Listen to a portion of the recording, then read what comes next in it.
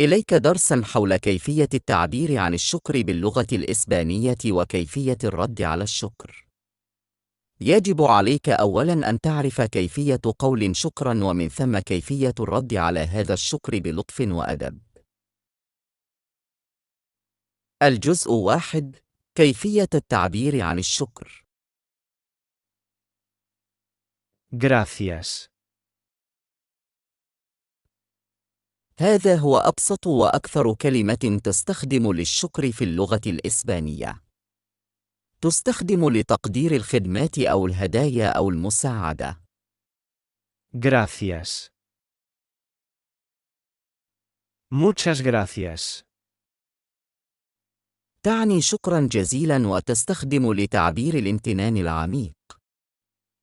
Muchas gracias. Mil gracias.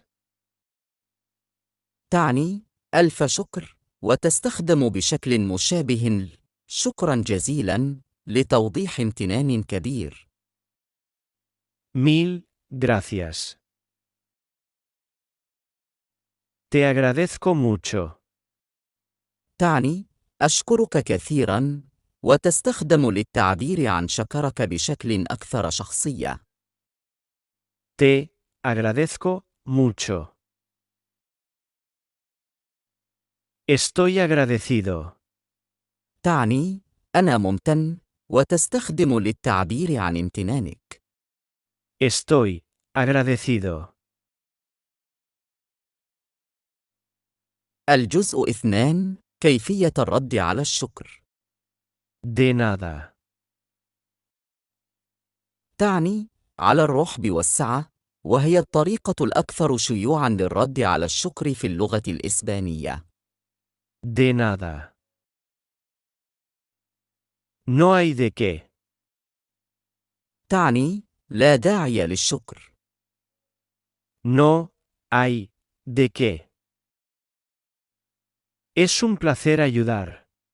تعني من دواعي سرور مساعدتك، وتستخدم للتعبير عن سعادتك بمساعدة الشخص الآخر.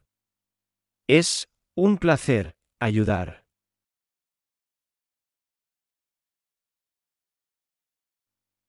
No tienes que agradecer. تعني لا تحتاج إلى شكر، وتستخدم للتأكيد على أن المساعدة تقدم بسرور. No tienes que agradecer.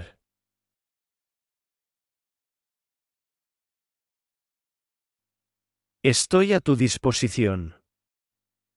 تعني أنا تحت تصرفك، وتستخدم للتأكيد على تواجدك للمساعدة في المستقبل. Estoy a tu disposición. Estoy a tu disposición. Gracias por tu ayuda. شكراً على مساعدتك. Gracias por tu ayuda. Gracias por tu ayuda.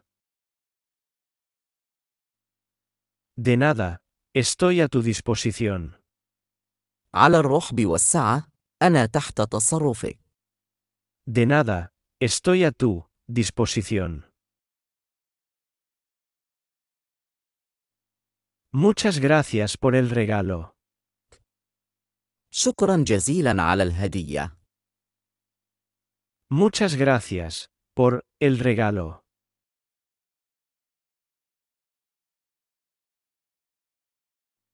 No hay de qué, es un placer ayudar. لا داعي للشكر، من دواعي سرور مساعدتك. No hay de qué, es un placer ayudar.